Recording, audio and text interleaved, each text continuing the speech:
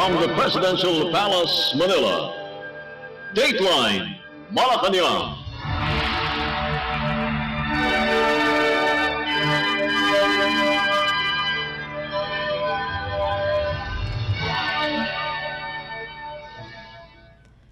Good day. This is Dateline Malacañang and here are the news. For our top story, Philippine President Ferdinand R. Marcos Jr. on Wednesday directed the Philippine Charity Sweepstakes Office or PCSO to continue its charity works, help the vulnerable sector, and fulfill its commitment to donate 2 patient transport vehicles or PTVs to each local government unit or LGU nationwide. During the ceremonial turnover of 90 PTVs held at the Quirino Grandstand in Manila, the President emphasized the importance of strengthening the country's healthcare system, especially those in far-flung areas. The Chief Executive only requested LGUs to take care of the ambulances and make sure they use it for a long time. The 90 PTVs were allotted for the provinces of Cebu, Samar, Bohol, Negros Occidental, Pangasinan, and Rizal. Let us now listen to the speech of Philippine President Ferdinand R. Marcos Jr. during the event. Magandang hapon sa ating mga beneficiary na LGU. And first, batiin ko PCSO Chairman Felix Reyes, PCSO General Manager Mel Robles, at yung ating mga kasama sa pamahalaan. At ating mga bisita na nandito, hindi masyadong maganda, pero magandang hapon sa inyong lahat. Hindi ko na pahabain pa, ito lang ay patuloy sa ating programa at ipinipilit natin na ang bawat LGU ay magkaroon ng ambulansya, magkaroon ng ganitong tinatawag na patient transport vehicle. At ito naman ay programa ng PCSO na aming pinag-usapan mula po pag-upo ko at nandyan na si Mel Robles at sinabi ko sa kanya nung siya ay nailagay sa PCSO, ang utos ko sa kanya ay balik ninyo ang PCSO sa charity work dahil nung tinitignan namin yung expenditure ng PCSO ay nababawasan yung charity work at sa ibang trabaho na pupunta ang PCSO. Kaya ito ang naging bunga niyan. Kaya sabi ko ay pinakamadali dyan dahil nung senador ako, nung congressman ako, hanggang ngayon ay maraming ating mga chief executive ng ating mga LGU ay panay hingi ng ganito, ng patient transport vehicle, ambulansya at lahat. Ay ang sabi ko dapat siguro hindi ko naman malaman kung bakit napakahirap na magkaroon ng ganito at naalala ko nung gobernador ako nakukuha mo lang yung ambulansya dati pagka medyo malapit ka sa kung sino man, o pakiusap, o palakasan unahan, palakasan. Kako naman, hindi naman siguro dapat ganun. Kaya sinabi ko, kailangan sabihin na lang natin, kailangan na lang, sabi ko, hanggat kaya natin, kuha ng tayo na itong mga emergency vehicle na ganito. At ikalat natin, huwag na nating isipin kung saan pupunta, kung ito'y binoto ba tayo dyan, nanalo ba tayo dyan, wala nang ganun. Kung saan man nangailangan, magpapadala tayo. At ginawa nila, dahil hindi nyo na itatanong, ito ang 90th anniversary ng PCSO. May kaunting handa doon sa Manila Hotel mamaya. At kaya naman, karapat-dapat na ang pinamigay na itong mga emergency vehicle ang 90 rin ang ipinamigay ngayong araw na ito. So, Ako'y natutuwa na ating nagagawa ito at ipatuloy nating gagawa. Ang hihilingin ko lang sa ating mga chief executives, sa ating mga LGU heads, alagaan ninyo, patagalin ninyo. Matibay naman itong mga ito, basta't alagaan natin na mabuti. Ang maganda rito sa pagpili namin itong modelong ito, madaming pyesa ito, madaling ayusin, kahit saan, makakahanap kayo, kahit sinong mekaniko, kayang ayusin itong mga emergency vehicle na ito. At kahit saan, madali makakuha ng pyesa. Dahil napakahirap pagka yung mga masyadong magagandang ambulance kung minsan natatanggap namin, basta't nasira, hindi mo na makikita na nakaparada na doon habang buhay. Sayang naman. Kaya tiniyak namin na itong mga emergency vehicle na ating ipinamimigay ay madali namang gamitin. Yun lang, alagaan natin na mabuti, patagalin natin na mabuti. At sana pagka tuloy-tuloy itong programa na ito, ay hindi lang 100% ang mabubuo natin. Ay pinagmamalaki ng PCSO, kanila, kaya daw nila mag-deliver na Tigalawa. Kaya gagawin daw natin 200%. Kaya nasabi mo na yan kaya pangako na yan. Hindi na natin pwedeng, kailangan matupad yan. Mapapahiya ako rito, panayang announce ko rito. Kaya ulit, ako ay natutuwa na aming nagagawa ito na ang ating mga LGU ay hindi na nahihirapan. Alam naman natin na lalo na sa outside ng mga malalaking syudad, ay kailangan ito, kay patient transport, for marami, ginagamit yan sa maraming bagay. Kaya magpasalamat tayo sa PCSO sa kanilang patuloy na trabaho para sa pag-deliver ng mga emergency vehicle at ipagpatuloy natin itong programang ito. And you just heard Philippine President Ferdinand R. Marcos Jr. Dateline Malacañang. Meanwhile, Philippine President Ferdinand R. Marcos Jr. on Wednesday called on the Philippine Charity Sweepstakes Office, or PCSO, to continue fulfilling its mandate of helping vulnerable Filipinos as he hailed the government's charity arm for its remarkable 9 decades of service. Speaking at the 90th anniversary celebration of the PCSO in Manila Hotel, the President said the agency has served as a beacon in times of darkness for countless Filipinos.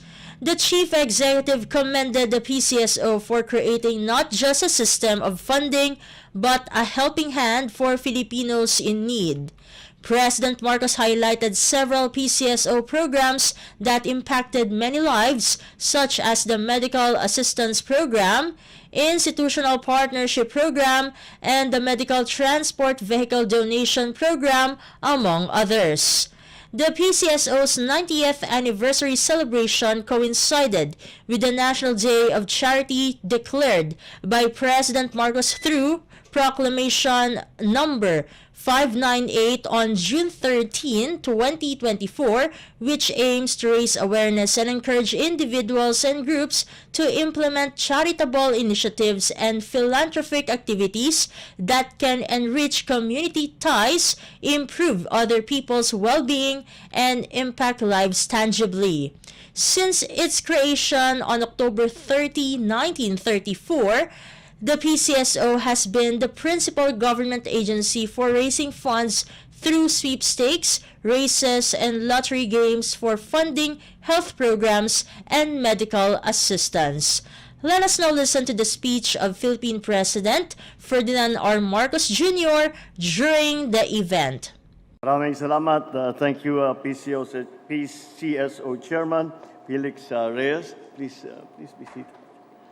Ang General Manager ng PCSO, GM Mel Robles, the Chief of Staff and one of the awardees of the Chief of Staff of the Armed Forces of the Philippines, General Romeo Browner, the Commanding General of the Philippine Air Force, Lieutenant General Stephen Pareño, First Lady Luis Araneta, who is actually a beneficiary, for PCSO because of her project, Love for All. At marami silang ginagawa ni Mel at saka ni Chairman. Kaya, my fellow workers in government, and of course our all important partners in the private sector, other distinguished guests, the awardees who had received awards for their good work this evening. Magandang gabi sa inyo lahat. Today, we celebrate 90 remarkable years of the Philippine Charity Sweepstakes Office, or PCSO, an institution that has been for many a beacon in times of darkness. 9 decades, almost a century of hope, a lottery of chances, and a whole lot of dreams funded, healed, and realized. Since its founding, the PCSO has embedded itself into the lives and dreams of our people, reaching out to those who may otherwise feel left behind. 90 years ago, the visionaries behind the PCSO laid the foundation for an institution that is dedicated to helping alleviate the plight of the people, especially the marginalized sectors of our society. The journey they began was ambitious, uniting the power of chance with the power of purpose, creating not just a system of funding, but a helping hand for Filipinos indeed. And they succeeded, laying the foundation for a legacy that continues to change lives until today. One person whose life was touched through your dedicated work here in the PCSO is Walter Mejia from San Jose del Monte, Bulacan. Mr. Mejia, now 50, has lived with polycystic kidney disease for 2 decades. Last year, through the PCSO's medical assistance program, he was able to access 600,000 pesos for his kidney transplant. In line with strengthening our healthcare access, the PCSO's medical transport vehicle donation program provides ambulances and patient transport vehicles to local government units, hospitals, and organizations in vulnerable communities, as well as in far-flung areas. In Donsol, Sorsogon, there was no ambulance for years. People needing urgent care would have to wait, sometimes too long, for help. When the PCSO donated a patient transport vehicle last year, it brought a sense of security, a reminder that every Filipino deserves quick, proper care, no matter where they live. To make its 90th year even more meaningful, the PCSO donated this afternoon 90 PTVs to the different LGUs. This will help reach more Filipinos, especially those who are in geographically isolated and disadvantaged areas. Considering our country's geography, these vehicles are crucial in the face of crises and calamities. Then there are the young ones, children who deserve every opportunity to grow up healthy, to be loved and supported. The Tahanan ng Pagmamahal Children's Home in Pasig cares for children who have faced different kinds of hardships. Through the PCSO's Institutional Partnership Program, Tahanan received a grant last year to help cover food, milk, and medical expenses for these children. In a way, this is a quiet promise to each child that there is a community standing behind them, rooting for them, for their future, even when life has given them a tough start. They are among the countless lives touched by PCSO's mission. Each of them tells us that this work of this institution is woven into the fabric of our communities, meeting people at their most vulnerable and giving them the strength to carry on. It is a quiet and often unseen role, but has proven to be an essential one. So tonight, as we celebrate this milestone, I call upon everyone at PCSO to remember the heart of what you do.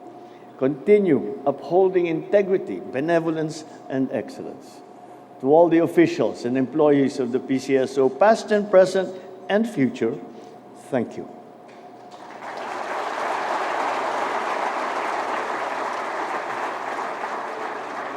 Thank you for your dedication and for the countless hours that you have put into making this institution a pillar of hope. May you continue to serve with the same spirit of compassion and courage that has defined the PCSO for many generations.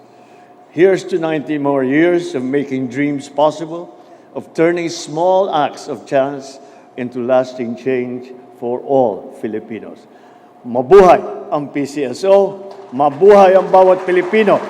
And you just heard Philippine President Ferdinand R. Marcos Jr. Dateline Malacañang. In other news, Philippine President Ferdinand R. Marcos Jr. on Wednesday has directed the Office of the Civil Defense or OCD to prepare to implement forced evacuation and response efforts amid the possible impact of Super Typhoon Leon. In a message to reporters, OCD Chief Undersecretary Ariel Nepomuceno said the government always assumes the worst-case scenario for its preparations. He said this includes instructing concerned agencies on the replenishment of all food and non-food items that might be needed, ensuring enough water supply, and pre-positioning of rescue teams. Nepomuceno said more than 1,200 rescue teams are ready to respond to typhoon-hit areas. The president also wants to make sure water supply is sufficient, proper warnings and advisories were given to the public, and communications are open. Nepomuceno said concerned agencies were instructed to intensify information dissemination and conduct forced evacuations in hazard-prone areas, as well as make sure that communications are intact and redundant. The OCD chief said around 8,771 persons have been preemptively evacuated in the Ilocos region, Cagayan Valley, and Central Luzon. Dateline Malacañang.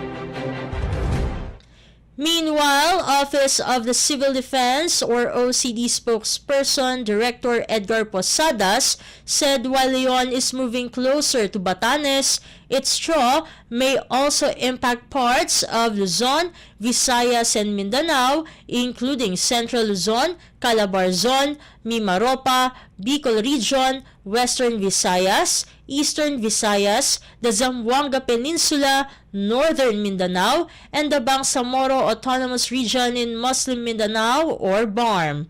In a media briefing, Posadas said that based on the predictive analysis of the Department of Social Welfare and Development or DSWD, the number of people that may be affected is around 2.5 million to 5 million individuals. Posadas also assured the public that there are more than enough food packs available for the estimated potential typhoon victims. Director Posadas cautioned that areas already affected by flooding from severe tropical storm Christine are at risk of reflooding. Therefore, the directive for preemptive evacuation issued by Defense Secretary and National Disaster Risk Reduction and Management Council or NDRMC Chair Gilberto Teodoro Jr. for regions along Leon's pathway is of utmost importance. He reiterated that most of the OCD's regional offices are on red alert due to the impending weather disturbance. The OCD also advised the public to plan their trips to the provinces as this year's All Saints and All Souls Days may be rainy due to the super typhoon. Dateline Malacañang. Philippine First Lady Liza Araneta Marcos has received a heartfelt gift from Bureau of Corrections or Bucor Director General Gregorio Pio Katapang Jr. during the opening of an art exhibit at the National Museum of Fine Arts in Manila. The First Lady was presented a portrait of the first family after reading the ribbon-cutting ceremony to mark the opening of the art exhibit featuring the works of current and former persons deprived of liberty or PDLs. The Bucor said the portrait was created by Ariel Cavilluna, a PDL at the new Bilibid Prison's maximum security compound. Besides the portrait, Court of Tax Appeals Justice Ivy Fajardo presented the First Lady with bags created by PDLs from the Correctional Institution for Women. Katapang said this gesture not only showcased the talent and creativity of Cavilluna, but also highlighted the rehabilitation efforts and artistic abilities of individuals within the prison system. In response, the First Lady graciously expressed her appreciation by sending boxes of lanzones to the PDLs. The exhibit, which forms part of the National Correctional Consciousness Week, will run until January 5, 2025. Dateline Malacañang. Meanwhile, Philippine Presidential Communications Office or PCO Secretary Cesar Chavez trusts the National Press Club or NPC to stand up for the challenge of fighting fake news and its purveyors. Chavez made the statement during the 72nd anniversary of the NPC dubbed Powering at 72 on Tuesday evening at the Intramuros, Manila headquarters of the oldest press club in the country. Chavez said that through the years, the NPC, its officers and members, has stood tall for truth and integrity. He said the challenge of climate change and fake news have shown that the government will deliver the needed help, while the NPC, being the vanguard of truth, adheres to its responsibility to inform and amplify the truth to the people. Secretary Chavez said the government has also ensured that those affected by Christine will surely receive the needed assistance, particularly those badly hit. Meanwhile, NPC President Leonel Abasola thanked Secretary Chavez and assured him that the NPC will continue to fight against fake news. Abasola said the NPC's regionalization program is one way to strengthen its ranks and serve as venue for fighting fake news. Dateline Malacañang. The Japanese government is ready to provide all possible assistance to the Philippines following the havoc brought by severe tropical storm Christine to several parts of the country last week, according to Japanese Prime Minister Ishiba Shigeru. Japanese Prime Minister Ishiba Shigeru made the assurance as he sent his message of sympathy to the Philippines and President Ferdinand R. Marcos Jr. on October 29th. In offering Tokyo's help, Ishiba said Japan fully understands the challenges faced by a country like the Philippines, which is often in the path of typhoons. The Japanese leader said Japan fully understands the hardship caused by severe damage of typhoons and always stands with the Philippines in overcoming this time of difficulties. The death toll for the combined effects of Christine and Super Typhoon Leon has reached 139 based on the latest data from the National Disaster Risk Reduction and Management Council or NDRMC on Wednesday. Only 14 have so far been validated, with 9 in Bicol, 2 in Central Luzon, 2 in Cordillera, and 1 in Northern Mindanao. The remaining deaths are still undergoing validation, 72 of which in Calabarzon, 46 in Bicol region, 5 in Central Visayas, and 2 in Zamboanga Peninsula. Dateline Malacañang. And finally, the Philippines Department of Migrant Workers or DMW on Wednesday welcomed the return of 84 overseas Filipino workers or OFWs and 1 dependent from Israel at the Ninoy Aquino International Airport or NAIA Terminal 3 in Pasay City. Migrant Workers Secretary Hans Leo Kakdak said a whole of government team is in close collaboration in bringing home OFWs, especially from countries affected by ongoing conflicts, providing them with immediate assistance and all the necessary support from the government as directed by President Ferdinand R. Marcos Jr. Kakdak said the DMW constantly reminds the remaining OFWs in the region to follow the instructions of the Israeli Home Front Command as well as the advice of the Philippine Embassy and the Migrant Workers Office or MWO in Tel Aviv during emergencies. Kakdak said there are around 2,000 OFWs in northern Israel. The department is closely coordinating with the Department of Foreign Affairs as they monitor the situation in the Middle East to ensure the safety and welfare of Filipinos in the region.